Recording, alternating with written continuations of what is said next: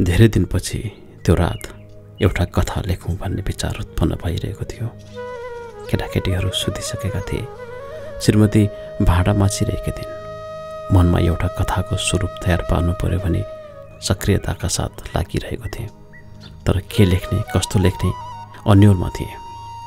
बाहिर पानी छेट्याउन थालिसकेको थियो। त्यो हिउँदको छरी पानी पर्नुभन्दा पनि आकाश चर्को गरी कम्पित भइरहेको थियो। हावाहुरी पनि बेला बेलामा चलिरहेको थियो। चिसो बतास झारबाट छिरेर आउँदा आङ सिरिङ्ग हुन्थ्यो अनि उता भाँडा माझिरहेकी श्रीमतीको कैलो कपाल फरर उठाइरहन्थ्यो। म फगत कलम टोकेर टेबल अगाडि सोचमग्न थिएँ, कथा रच्ने धुनमा। सुत्ने होइन भने श्रीमती माझिसकेका भाँडा थन्क्याउँदै गइन्। मैले भने, तिमी सुत्दै गर न, आज मलाई आज केही लेख्नु छ। यस्तो जाडोमा पनि के लेख्नु र? थपक्क सिरक मुनि घुटपुटेर नसुतिकन। होइन प्रिय, मैले भने, आज मैले आफैलाई चुनौती दिएको छु। म केही नलेखी सुत्दै सुत्दिनँ। लौ त। उनले मेरो जिद्दीपनको अघिल्तिर घोडा टेकिन्। मलाई भने कथाको छेउटुप्पो पनि फुर्न सकेको थिएन। न कुनै प्लट थियो, न कुनै घटना, न त कुनै पात्र नै। अनेक घटना र परिघटनाहरू सम्झन खोजेँ, तर कुनै कुरा पनि उचित लागिरहेको थिएन। आफ्नो विवाह अगाडिका प्रेम प्रसङ्गहरू सम्झेँ, त्यो ठिक लागेन। आफ्नो वैवाहिक जीवनको 7 वर्षलाई मस्तिष्कमा दोहोऱ्याउन थालेँ। कुनै उल्लेखनीय कथात्मक ऊर्जा त्यसभित्र मैले भेट्टाउनै सकिनँ। 2 छोराछोरीको जन्म भइसकेको थियो। पहिलोपल्ट पिता हुँदाको खुसी बेग्लै थियो।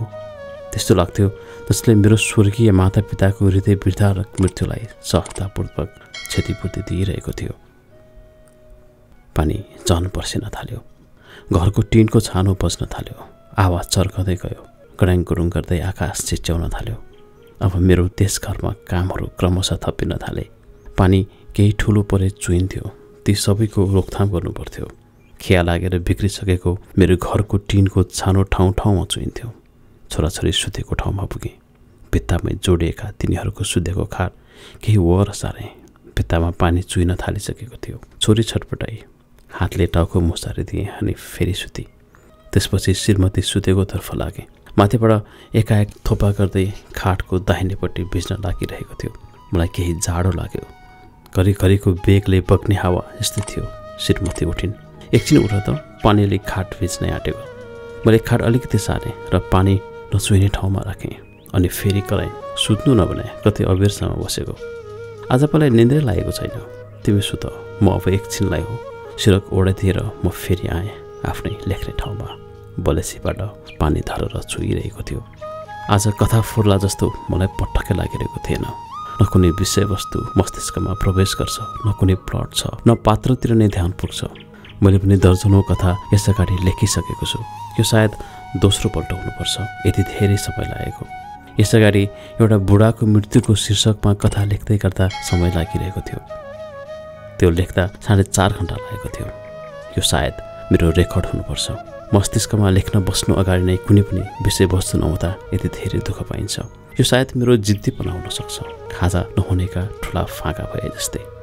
कथा लेख्छु भनेर अगाडि टेबलमा राखेको कापीको पानामाथि टिनको छानोबाट तप्प पानी चुइन थालेको थियो। म फेरि उठेँ। सायद आज यस्तै वातावरणीय प्रतिकूलताले मेरो कलम रोकिरहेको छ। एउटा जाबो घरको छानो फेर्न सकेको छैन मैले। आर्थिक स्थितिले मलाई जीवनभरि पोलिरहेको थियो। यस्तो बिजोगमा स्वास्नी छोराछोरी राखेको छु, तर तिनले कहिले गुनासो गरेनन्। श्रीमती पनि साह्रै सहनशील छिन्। बिचरी लाउलाउ खाउँ खाउँ भन्ने उमेरमा घरधन्दा र छोराछोरीको टहलमै आफूलाई सहजै समर्पित गरेकी छिन्। बरु मनै एउटा लाछा र उत्याएर लोक्ने जस्तो लागिरहेको थियो। मलाई श्रीमतीको साह्रै माया लागेर आयो। उनी सुतेको खाटतिर लागेँ र टक्क उभिएँ। गहिरो निन्द्रामा थिइन् उनी। उनलाई च्वाप्प मोही खाएँ, तर उनले थाहा पाएनन्। बडो राम्री थिइन् उनी। उनलाई राम्री हुन कुनै गहना, विन्यास वा श्रृङ्गारका सामग्रीहरू चाहिँदैन थियो। एउटा सस्तो सुतीको धोतीमै उनको सौन्दर्य चारैतिर उद्भासित हुन्थ्यो। म आज आएर चुकचुकाउने गर्छु। किन उनीसित मेरो विवाहपूर्व भेट भएन? किन उनीसित मेरो विवाहपूर्व प्रेम हुन सकेन? जब म बुबा, काका र भाउजूसित उनलाई हेर्न गएको थिएँ, त्यति बेला एउटा सामान्य हेराहेर भएपछि काकाले केही ठुलो स्वरले मलाई सोध्नु भएको थियो, केटी मन परेको परेन? लौ तुरुन्तै भनै कान्छ, लाज भन्ने कुरै छैन। काकाको बानी नै त्यस्तै। जस्तोसुकै औपचारिक कार्यक्रम भए पनि ठुल्ठुलो स्वरमा बोल्नुपर्ने। त्यत्रा मान्छेका अगाडि काकाले निसङ्कोच त्यस्तै प्रश्न गर्दा मेरा गाला लाजले राता भएका थिए। तर मैले पनि कसो कसो लाज हटाएर हिम्मतले बोलेछु, भन्न पर्ने कुरै छैन नि काका। यो भनिसकेपछि मेरा गाला अघिको भन्दा झन्झन राता भइरहेका थिए। उनलाई पनि भित्रपट्टि लगेर सोधिएछ। लाजले टाउको न्युगाउँदै मुसुक्क हाँसेर उनले मौन स्वीकृति जनाएका थिइन्। पहिलो भेटदेखि नै म उनलाई उस्तै सहनशील, उस्तै लजालु र उस्तै सुशील देख्दै आइरहेको छु। कुनै परिवर्तन छैन। तर मेरो गरिबीको चपेटामा उनलाई पहिलेको चञ्चलता, इच्छा, आकाङ्क्षा, रहरहरू नरमाइलोसित थचिरहेका थिए। तर उनले ती केही भावहरू चुहाउँदासम्म चुहाएका थिएनन्। बरु मेरो गरिबी र अभावका हरेक दिन उनले धैर्यका पाठ आफू मात्र होइन, हामी सबैलाई सिकाउँदै आइरहेका थिइन्। एक दिन उनले मलाई भनेकी थिइन्, मैले पनि यसो कुनै प्राइभेट कलेजमा 2वटा क्लास लिनु पर्यो, त्यत्रो डिग्री गरेको पनि काम लाग्थ्यो, यता केही आर्थिक स्थिति पनि सुध्रिन्थ्यो कि। यहाँ उनको डिग्री एउटा साधारण सोर्स पनि नपुगेर स्कुलमा पढाउन नमिल्ने भएको थियो। बिचारीले छोराछोरी हुर्काउँदै घरधन्दा सबैतिर भ्याएर कत्रो मेहनतले गरेको डिग्री कति चिने नपाइन्थ्यो। तैपनि उनलाई केही चित्त बुझाउने हिसाबले भनिदिए, हुन्छ तिमी त प्रयास गर न। तर समय बडो जटिल छ, न मेरो कति चिन्जान थियो त्यतापट्टि, न घरधन्दाको झन्झटबाट उनले क्षणिक विश्राम पाएकी छन्। कुनै यस्तो एउटा दिन मैले उनलाई केही जिस्काँदै भनेको थिएँ, प्रिय के तिमीलाई मेरो गरिबीप्रति थोरै पनि असन्तुष्ट छैन? मैले जिस्किएको थाहा पाएर होला उनले पनि जिस्किँदै भनेकी थिइन्, असन्तुष्टि भएदेखि पहिले नै एउटा पैसावाला छानेर पहिले गइसकेको हुन्थे। म मेरो श्रीमतीको त्यो वाक्यले निकै भावुक भएँ। तत्कालै मनमा चरम सुखको लहर सिर्जना हुन लागे। म उनीप्रति विश्वस्त थिएँ। मलाई लाग्यो जुन विश्वास उनीहरूले मेरो लागि आफूभित्र सम्हालेर राखेकी छन्, मैले पनि आफूभित्र उनीप्रति विश्वास हुर्काउनु छ। उतिखेरै उनी मेरो छातीमा टाँसिन् र भनिन्, प्रेमलाई दुःखले कहिले पनि जित्न सक्दैन।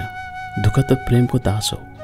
मलाई लाग्थ्यो उनी कुनै पुराणबाट सर्लक्क उतेर आएकी एउटी आदर्श नारी पात्र हुन् र उनको सरल र आदर्शवान व्यक्तित्वको प्रभाव म भित्र दिनहुँ बढ्दो थियो।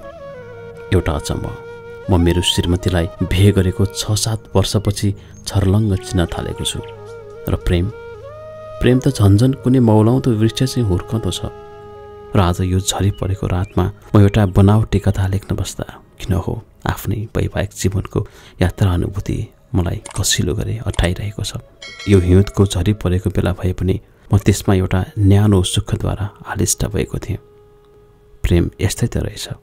यो आफैसँग यति मिठो छ कि त्यसको मिठासले बाँकी आसपासका केही कुरा पनि नमिठा नलाग्ने रहेछन्। सोच्दा सोच्दै आकाशबाट एकपल्ट ठुलो कम्पनयुक्त आवाज छुट्यो। मेरो छोरीको मुखबाट एउटा भय मिश्रित ध्वनि निस्कियो, मम्मी। म सुतेको ठाउँमा पुगेँ। छोराले चाहिँ सुनि नसकेर ऊ गहिरो निन्द्रामै मस्त थियो। मैले माया लाग्दो बोलीले छोरीलाई सुमसुम्याउँदै सोधेँ, के भयो छोरी? डर लाग्यो, उसले आत्तिँदै भने।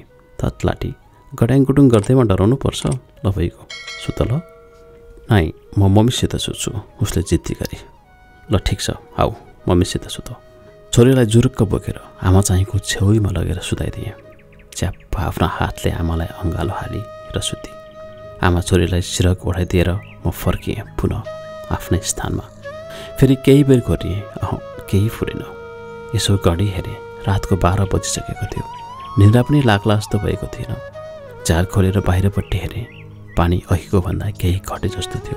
आँगनमा भलहरू बगेको आवाजहरू सुनिन्थ्यो।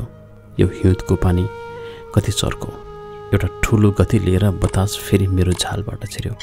यसपालि जाडोको सीमा नै रहेन। म लगलग काप्न थालेँ। मैले मेरो श्रीमतीलाई सम्झेँ। एक दिन मैले उनलाई सोधेको थिएँ, यसपालिको तिम्रो जन्मदिनमा के उपहार दिउँ प्रिय? उनले लाजले मुन्टो निहुराउँदै भनेकी थिइन्, पो मलाई केही पर्दैन, छोराछोरीलाई पो हेर्नुपर्छ त हामीले। मैले भने, त्यसो नभन न प्रिय, छोराछोरी र तिमी मेरो लागि उत्तिकै त हो।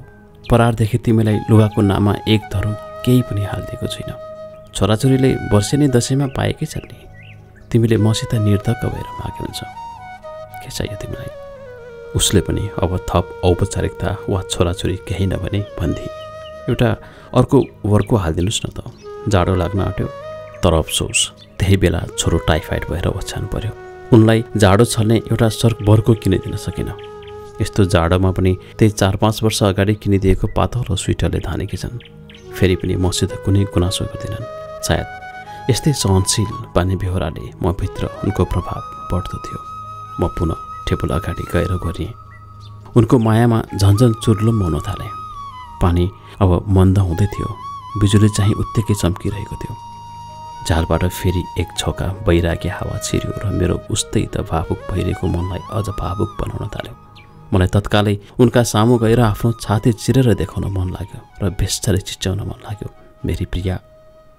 मेरी प्रिया, आज म तिम्रो मायामा छिया छिया परेको छु। मलाई छामेर हेर न प्रिया। मेरो कमलो मनलाई छाम र ग्रहण गर मेरो हृदयबाट बगिरहेको सम्पूर्ण प्रेमको बाढीलाई। म तिम्रा निम्ति आफ्नो प्राण अर्पिदिउँ। त्यो पनि सायद तिम्रा लागि समर्पणको निष्कृष्ट उपहार हुनेछ। म कसरी अभिव्यक्त गरौँ मेरी प्रिया तिम्रा उपर उम्लिरहेको यो प्रेमलाई। त्यस रात मेरा निम्ति एउटा भावुक रात बन्यो। मलाई एउटा गहकिलो कथा लेख्ने प्रेरणा मिल्यो। यस्तो कथा जसमा कुनै कृत्रिमता हुने छैन, कुनै अस्वाभाविकता हुने छैन, एउटा यथार्थ कथा। मैले मेरी प्यारे श्रीमतीलाई कथाको प्रमुख पात्र बनाउने निश्चय गरेँ। हाम्रो मिलनबाट कथाको आरम्भ गरी उनका कुशल, सरल, सुशील, धैर्यवान आदि आदि थुप्रै चरित्रलाई आफ्नो कथामा वर्णन गर्ने दृढता राखे। उनले झेलेका दुःखहरूलाई कारुणिक ढङ्गले उद्घाटन गर्ने जमर्को गरे। वातावरणीय प्रतिकूलताका बावजुद अब मैले कम्मर कसेँ एउटा कथा रचनालाई। उनका दुःखहरू दुरस्त उतारेर उनीप्रति प्रेम प्रकट गर्ने। भोलि प्रभातको सुनौलो किरणसहित एउटा उपहार दिनेछु मेरी प्रियालाई। आजको रात सम्पूर्ण उनलाई समर्पित गर्दै म त्यस रात बडो आत्मसन्तुष्ट भएको थिएँ। मलाई जीवनमा पहिलोपल्ट यस्तो पृथक दृष्टिको अनुभव भयो। नसामा सञ्चार भएको अनुभूति भइरहेको थियो। मैले एउटा उत्कृष्ट कथाको विषयवस्तु पाएँ, एउटा सार्थक पात्र पाएँ।